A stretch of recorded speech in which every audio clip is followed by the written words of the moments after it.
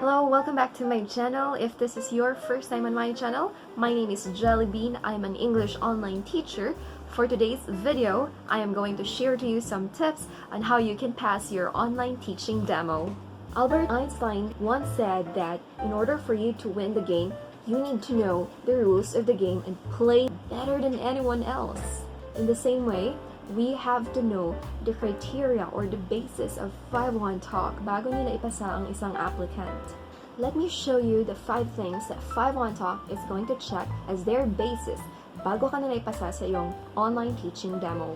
Number 1, we have the student and teacher rapport. Number 2 is the total physical response or TPR. Number 3 is the teaching aids. Number 4 is your ability to correct the student's mistakes. Number 5, your ability to follow the lesson flow.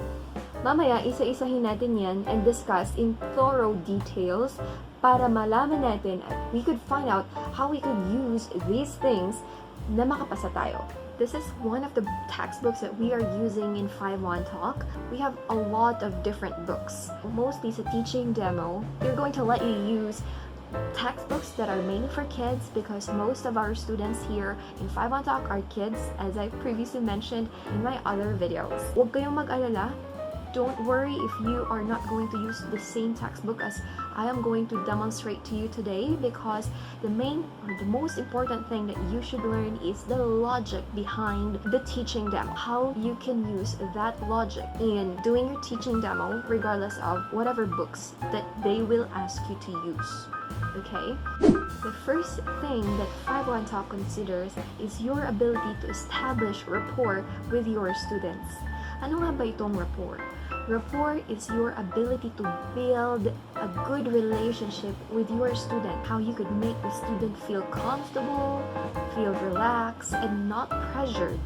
We can say that in order for you to establish rapport, you have to be very friendly to the student. The next thing that the 5-1 Talk evaluator would check is your TPR or your total physical response.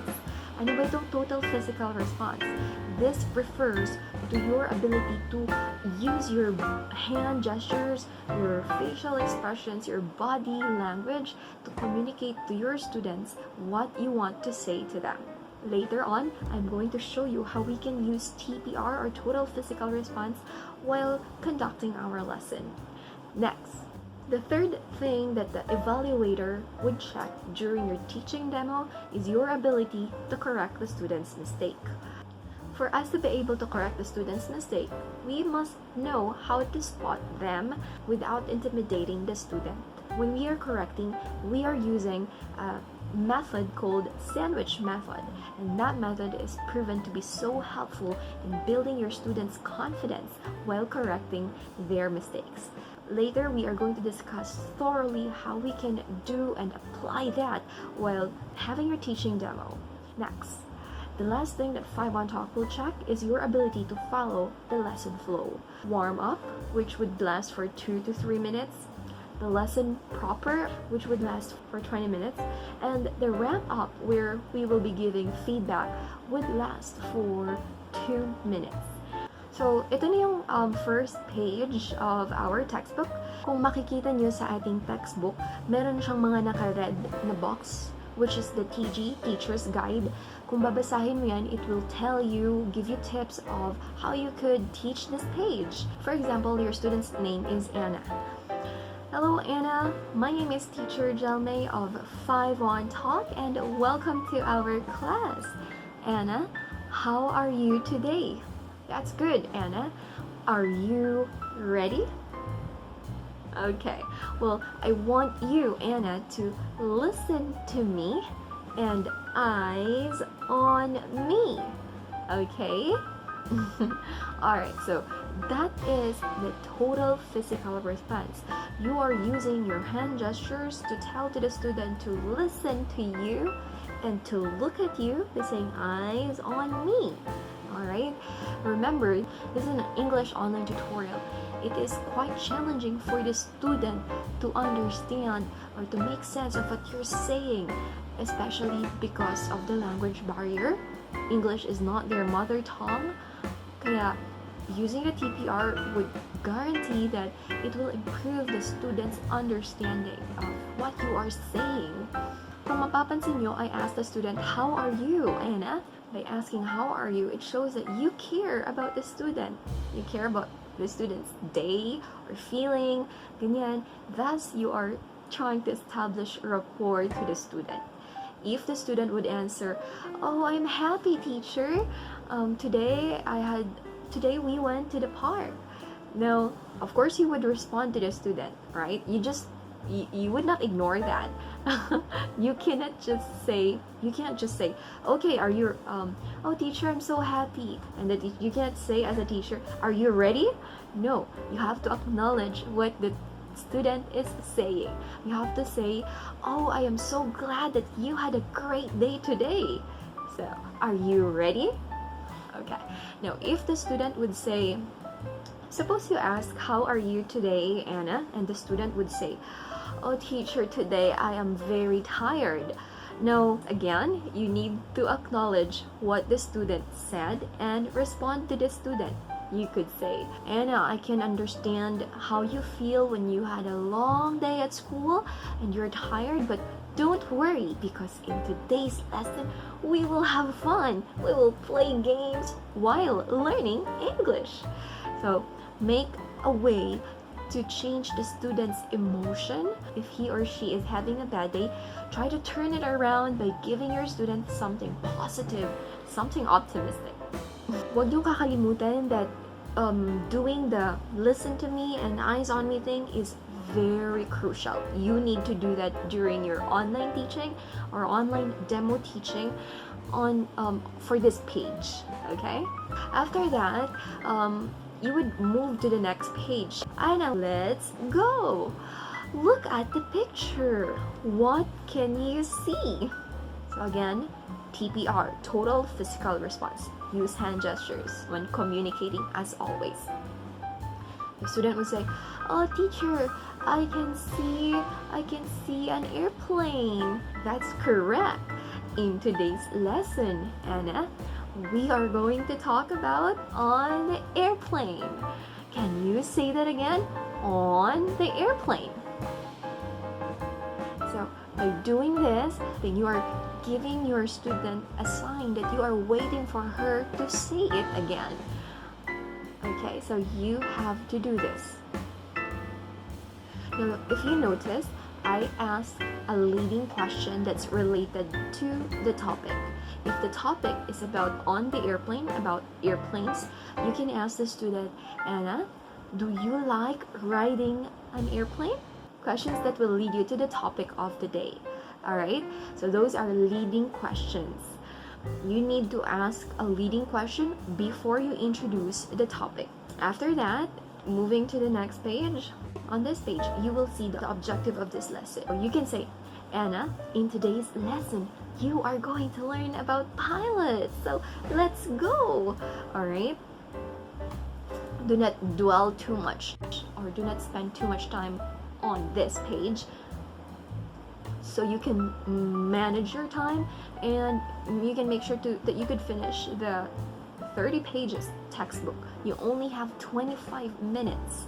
And reminder, you still have the warm up, you have the lesson proper, and the wrap up. On this page, you are going to sing a song with the student.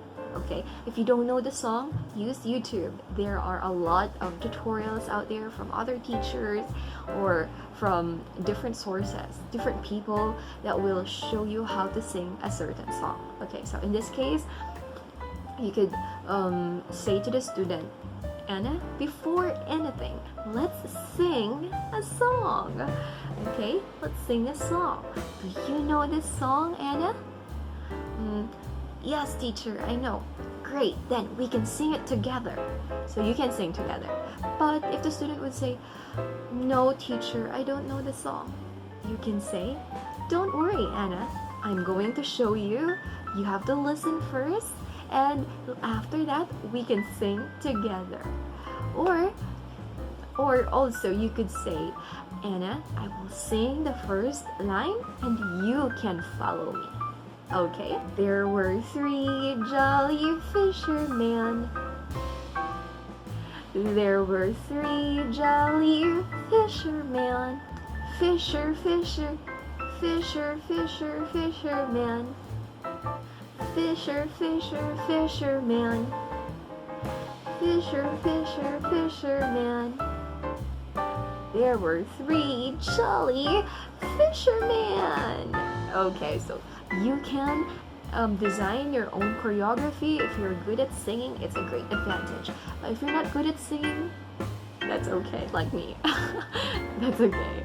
I guess with practice, we can make through it. And it's just a small portion of the book, so don't worry too much, okay? Just have fun. After you sing the song, praise the student. Great job, Anna. You are a good singer. Keep it up. So let's go now and let's move to the next page. Now on this page, you don't have to draw here as well. You could just say, let's learn some words and play. On this page right here, you could see that there is a word, plane. There's a picture of a plane on the sky, and there's a sentence, okay? Highlight what you want to teach, okay? The picture is a reinforcement of the word plane right here. That way the student can visualize what is a plane, right? Okay, no, so circle it first, circle right there,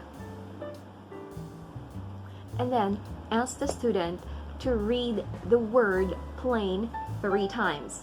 You could say plane, plane, plane. No, you can ask the student to clap as well. That way the retention would be higher. Okay, so Anna, can you say the word plane, plane, plane? So again, you can do this. That way your student will get the signal that you are waiting for her to say it. Now after that, you can teach the word plane. To teach the word plane, we need to consider that we are teaching a beginner, a student that barely knows anything about the English language. Alright, we cannot assume that the student already knows it. No, therefore, we have to use as simple words as possible.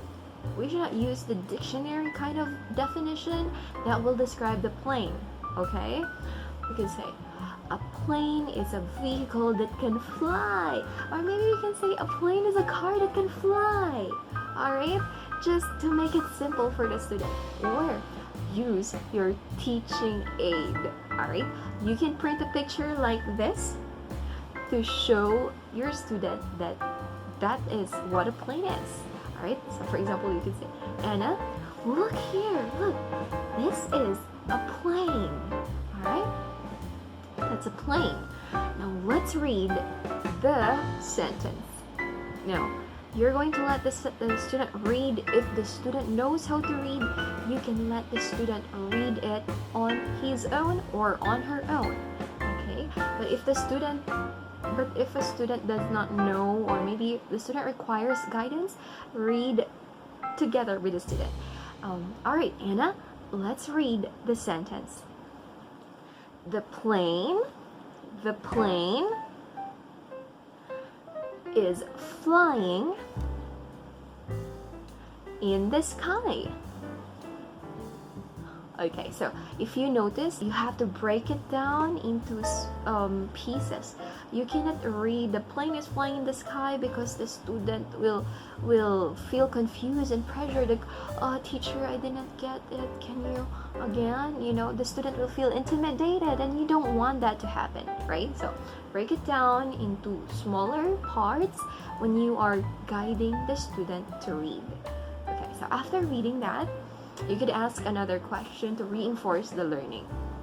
You could say, Anna, do you like riding a plane? Do you like riding a plane? No. If you already asked that question in the beginning of the class where you have to ask leading questions, then don't ask it again. Alright? The student would say, teacher, you already asked me that question. We would look like a fool, right, if we are going to ask the same question over and over again. So make sure to ask questions that are relevant to here and simple, and not questions that you already asked. Okay? So if the student would say, yes teacher, I like ride plane. If the student would say, yes teacher, I like ride plane, did you spot anything from the student's response? Yes, there was a mistake, right?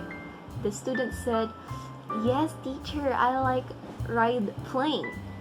Now the correct structure could be, yes teacher, I like riding a plane, right? Riding. No, how do we correct the student's mistake?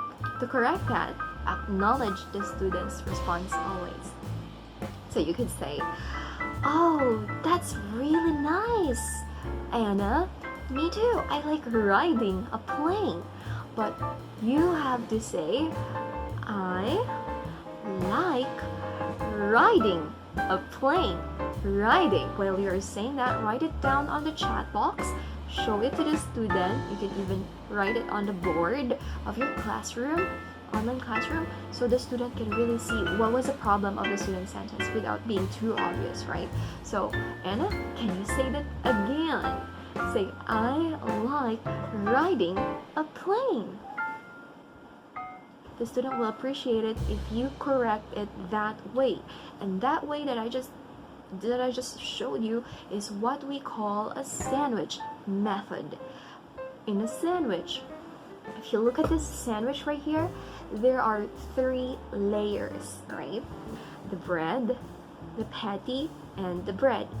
So the first layer right here, the bread, would be your acknowledgement to the student's response, which should be positive. Okay? Now, you could say, that's a good try. That's great, Anna. But here comes the patty. The patty is where the student committed an error. Alright? You have to say riding. Riding. Okay? So that's a patty right there. And then, the last layer is another positive. If the student tries it, okay? Can you say it again, Anna? I like riding a plane. I like riding a plane. So you can say, oh, that's a lot better. Wonderful work, Anna. No, that's a sandwich method. Positive, negative, and positive. Okay? Make sure to apply the sandwich method when you are correcting your student's mistake. After that portion of the book where you have to teach the words, the sentence, like that, the next part of the textbook is the activity time. Now you could tell the student, Anna, let's go, it's activity time, let's play more games. Alright, now let's go, Anna. For this part, you are going to give instructions to your student what to do, okay? So your instructions should be clear, that way the student knows what to do on this page. So you could start with the one with the red circle, okay? It's an example right there. Anna, look at this man right here, look! You can circle it. Anna, who is he? Or what's his job? Okay, so the student can select in there. You can guide the student. So if the student would say, oh teacher, he is a pilot. That is correct, Anna. He is a pilot.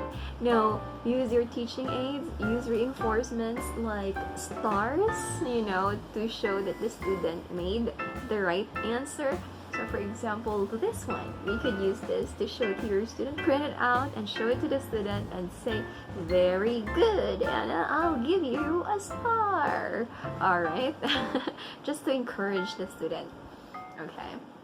Now, another thing is when we are praising the student, we have to use different words or lines. We cannot always just say, very good, good job, good job. There are other things or other ways that we can say to appreciate the student's answer, okay, or give a positive response, give praises. The reason why we should use different ways to praise the student is that the more that we use a certain line, the lesser meaning and value it would have, right? So keep on changing, maybe make your responses different each time. All right, for the next page right here, you have to give instruction to the student as simple and as few lines as possible, few words as possible. Fill in the blanks, Anna. Look, what's this? What's this? So you can circle the picture to give a clue to the student what is the answer. So you have to give the student enough or ample time to think, consider what's the answer, alright? But not too long though. Maybe the student doesn't know what's going on already. Okay, so just find a balance. For the reading portion, there are usually 2 characters for the reading portion. Okay, so in this case we have Timmy and his dad, alright? And obviously Timmy has more to say right here.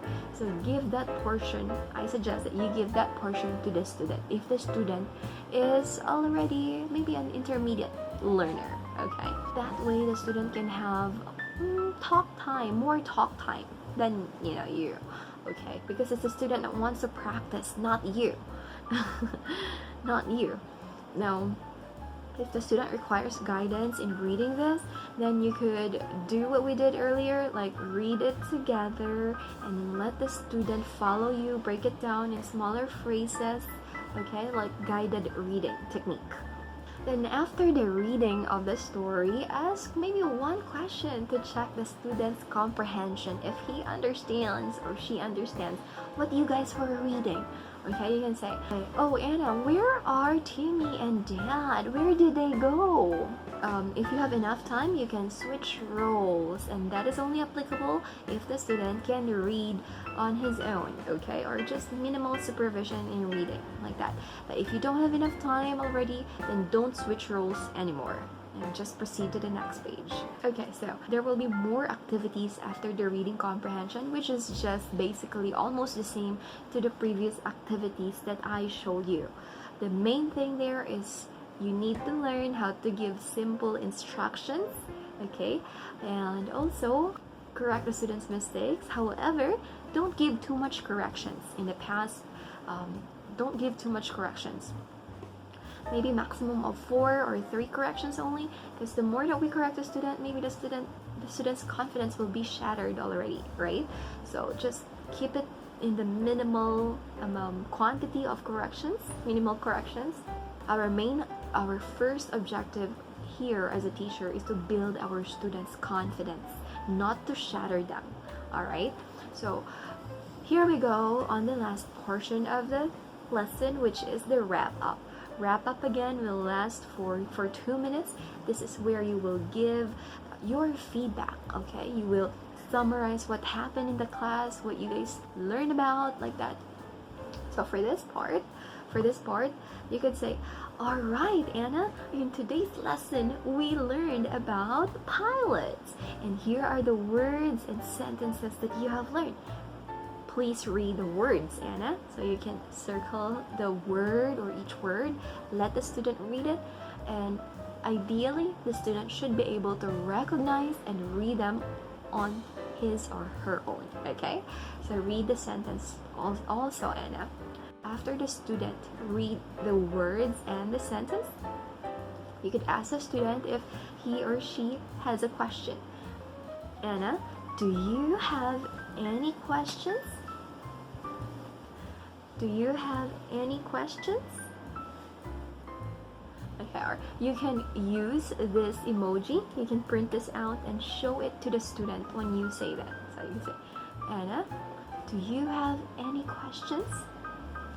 Alright, that way the student can understand what you're saying. If the student says no, then you can say, okay, wonderful work, Anna.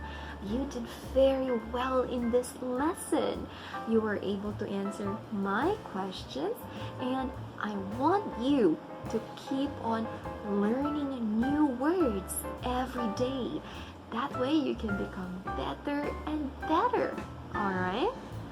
Okay, now if you notice, I praise the student's performance during the class. However, I also gave the student some room for improvement, right? So if the student's area for improvement is, let's say, maybe pronunciation, then you can tell the student to practice more on her pronunciation, like that. Or if it's vocabulary, tell the student to keep on learning new words every day. Giving a feedback is very important for the students. That way, they can know and gauge how's their performance. Our Chinese learners, they love feedback. Okay, so don't forget to give a good feedback, still applying the sandwich method: positive, negative, positive. On the next page, you are going to sing the goodbye song, which is possibly still the same as the warm-up song. To end the class, don't forget to thank the student for coming and hope to see the student again. Alright, so you can say, thank you very much for coming to our class today, Anna. I hope to see you again next time. Have a wonderful day. Goodbye! I hope that you guys liked this video, and if you did, please don't forget to hit the like button, subscribe button if you haven't subscribed yet, and the notification bell so every time I have new videos you can be notified. And I hope to see you again next time. Goodbye!